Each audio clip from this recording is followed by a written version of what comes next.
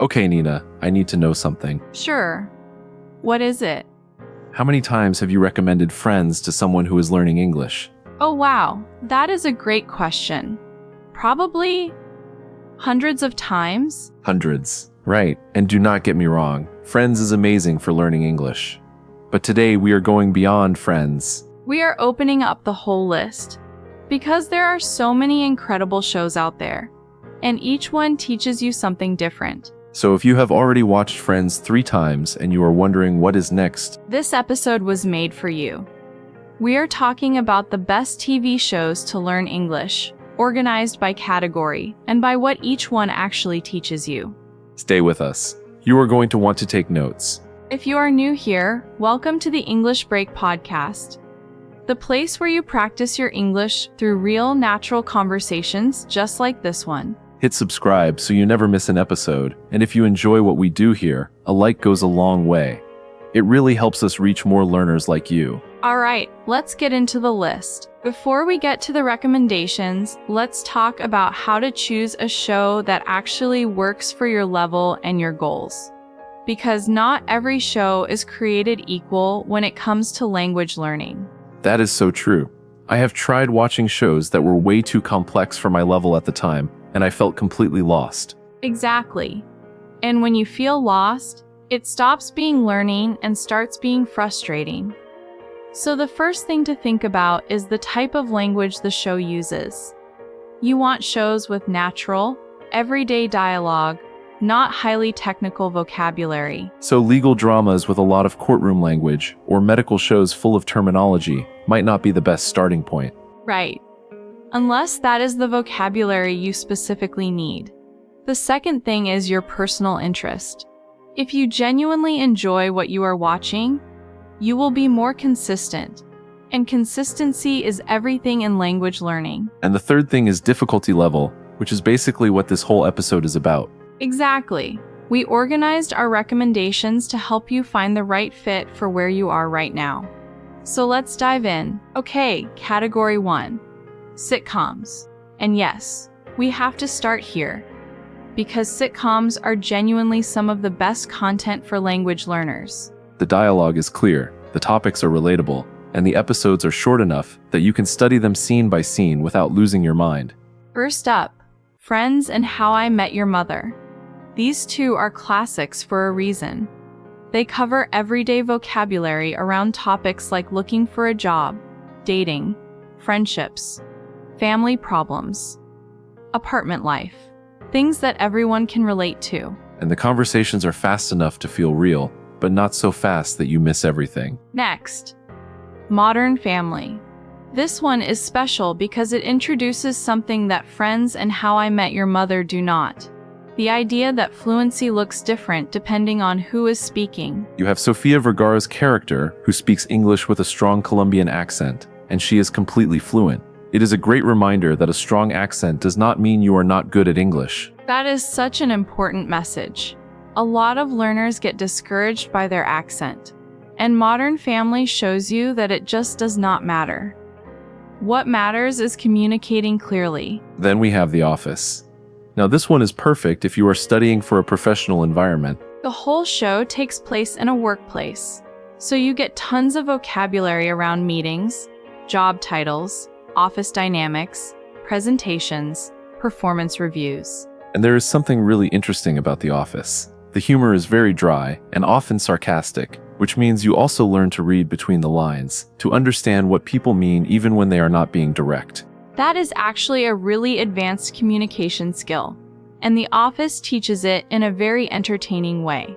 Brooklyn 99 is another incredible option, and this one is great for a very specific reason. It shows you 2 registers of English in the same show. You have Captain Holt, who speaks in a very formal, precise, almost academic way.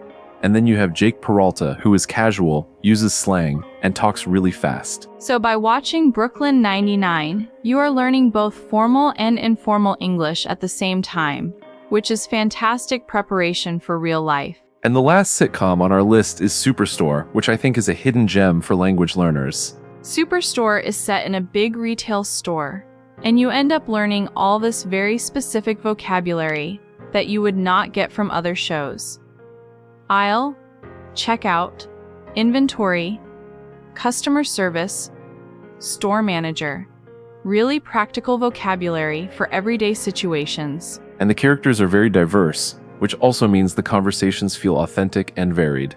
Okay, now this is a category that people do not always think about, but it is so important. Learning to understand different accents. Because in real life, you are not only going to talk to people from the United States. English is a global language, and it sounds very different depending on where the speaker is from. Exactly. So let's talk about a few shows that expose you to accents beyond standard American English. First, Never Have I Ever. This is a coming-of-age story about an Indian American teenager, and you get to hear English spoken with an Indian accent through some of the family members.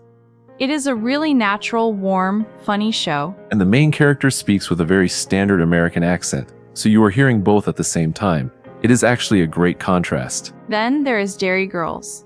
This one is set in Northern Ireland, and it gives you a very specific regional accent and vocabulary. I have to be honest, the first time I watched it, I needed subtitles even though I already knew English pretty well. The Northern Irish accent is really distinctive. And that is exactly the point. Training your ear for a variety of accents makes you a much stronger listener in any situation. We also want to mention Apple Cider, which introduces the Australian accent through a story based on real events.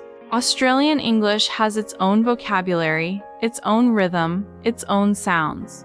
It is fascinating to listen to, and it is very different from American or British English. And for British accents, Love is Blind has versions from different countries, including the UK. Watching the British version alongside the American one is a really fun way to compare the two.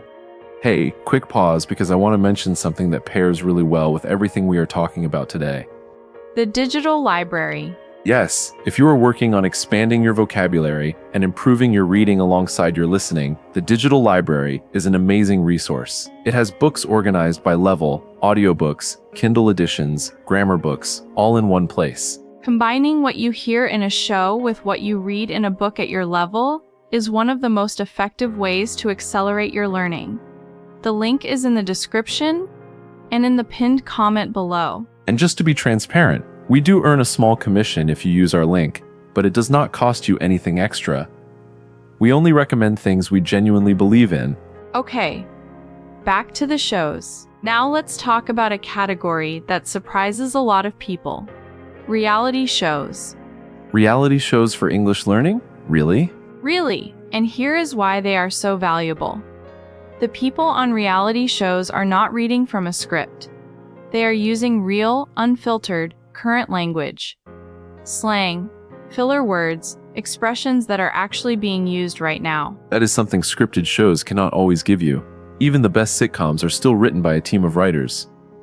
Reality shows give you something raw. First recommendation in this category, The Circle. This show is entirely about people communicating through text messages in an app. Which means you learn internet slang, texting abbreviations, all the casual digital language that native speakers use every day, but that you would never find in a textbook. Things like LOL, OMG, no cap, low-key.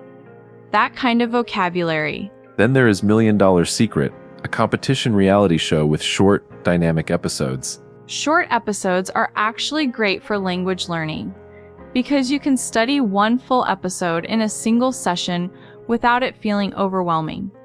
And our absolute favorite in this category, Love on the Spectrum. This show follows people on the autism spectrum as they navigate dating and relationships. And what makes it so special for language learners is the way people communicate in it. The conversations are very clear, very direct, and very sincere. There is no hidden agenda, no sarcasm that you have to decode. People say exactly what they mean, and that makes it a beautiful show for understanding social interaction in English. Plus, it is genuinely one of the warmest, most beautiful shows we have ever watched. Highly, highly recommend. Okay, so before we get to the listener challenge, I want to share my personal top 5. These are the shows I would recommend to any English learner, no matter what your level is. The definitive list. Number 1. Friends. I know. We said we were going beyond Friends. but it is number 1 for a reason. If you have not watched it yet with a study mindset, start there. Fair enough. Number 2, The Office, for the workplace vocabulary and the masterclass in sarcasm and dry humor. Essential for professional English. Number 3, Love on the Spectrum, for clear, sincere, real conversations. Beautiful show, beautiful English. Number 4, Superstore, for vocabulary you will actually use in everyday life. Hidden gem, genuinely. And number 5, Brooklyn 99, because it teaches you both formal and informal English, and it is hilarious, which means you will actually want to keep watching. That is a strong list, Nina. I fully agree with all 5. The key with all of them is what we talked about in Tuesday's episode. It is not just about watching. It is about watching with intention. If you missed that episode, go back and listen to it. The link will be in the description. All right, time for your challenge this week. Pick one show from today's list that you have never watched before. Choose it based on your level or your personal interest. Watch the first episode, and this time, before you press play, do some preparation. Watch the trailer, read the premise, learn a few vocabulary words related to the topic. Then come back and tell us in the comments, which show did you pick, and what was one thing you learned from it? We read every comment, and we love hearing about your progress. It keeps us going too. And that is a wrap on today's episode of the English Break podcast. We hope this list gives you a clear direction for what to watch next, and more importantly, how to make the most of every episode you watch. Learning English is a journey, and every show you watch with intention, every new expression you write down, every phrase you say out loud is a step forward. It adds up faster than you think. If this episode was helpful, please subscribe to the channel so you never miss what we put out. Leave us a like, share this with a friend who is also on this journey, and drop your show pick in the comments. We will be back next week with more content to help you practice and grow. Until then, keep watching, keep listening, and keep going. We will see you in the next one.